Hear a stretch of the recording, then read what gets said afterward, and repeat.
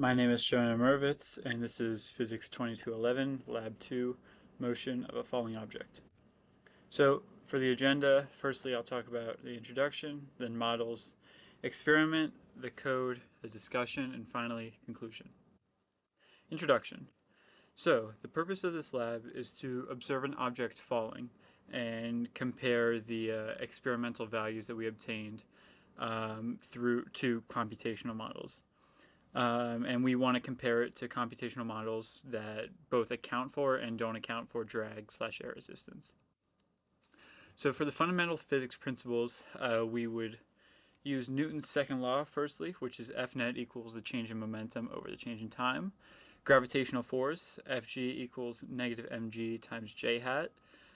Drag force, which is Fd equals negative b v squared times j hat, where negative b is just a coefficient of air resistance. And for the models, firstly, we would use the average velocity to find the starting velocity that we would use for the code from our experimental experiment.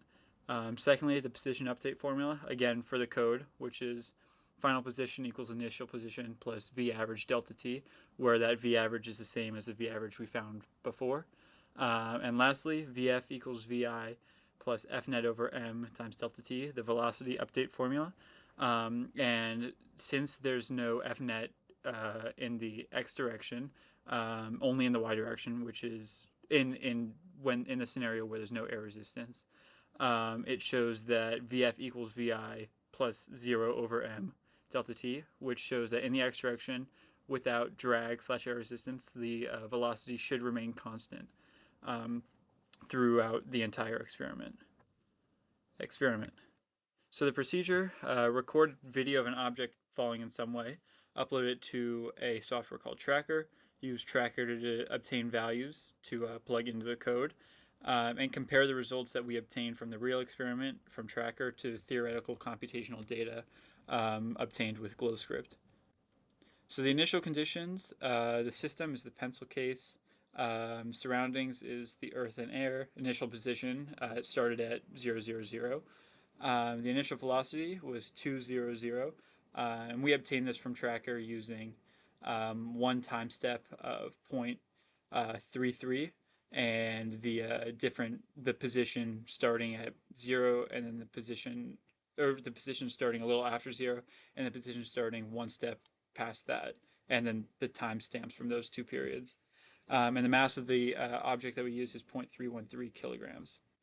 So the experiment, this is what it looked like in Tracker.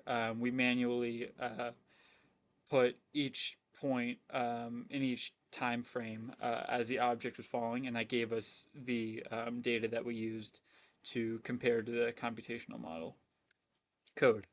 So the computational model, this is for the no drag experiment.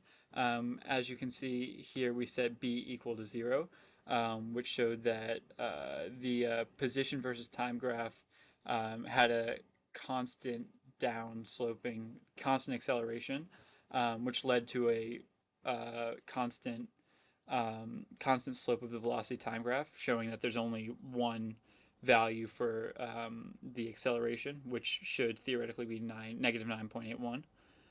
And for the computational model with the drag, we set b equal to 0.88, which was the value that we found from our experimental values and from the air resistance formula. And as you can see, the position versus time does not have a constant acceleration slope, and neither does the velocity time. So this shows that there's an acceleration or a slope of the velocity time graph that varies as a function of the velocity, and it changes as time goes on, and as the velocity increases in the negative y direction. Discussion. So comparing the two results, our experimental results lined up decently well with our computational results. However, they didn't fully match up, and this could be due to a few things, mainly human error, Tracker error when inputting data, and then improper calculations based on that data before. Conclusion. So discussion questions. What does it mean? Terminal velocity is a steady velocity an object reaches in free fall when the force of gravity equals the drag force. The model accounting for drag predicts the terminal velocity as time continues, as seen in this image before, where the velocity kind of steadies out. That's terminal velocity. The terminal velocity is the same no matter whether the object was thrown or released from rest, and only weight and drag play a role in accounting for the terminal velocity. Thank you.